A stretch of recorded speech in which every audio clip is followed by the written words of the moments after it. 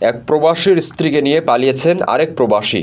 গত শুক্রবার বরিশালের মুলাদীতে মালয়েশিয়া প্রবাসীর স্ত্রী ও মেয়েকে নিয়ে এলাকা ছেড়েছেন সৌদি আরব প্রবাসী।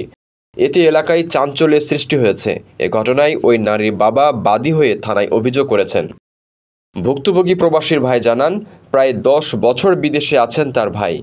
বিদেশ থাকায় ভাইয়ের স্ত্রী ও সন্তান বেশিরভাগ সময় তার শ্বশুর বাড়িতে থাকতেন এবং সেখানে স্ত্রীর নামে জায়গা জমি কিনেছেন।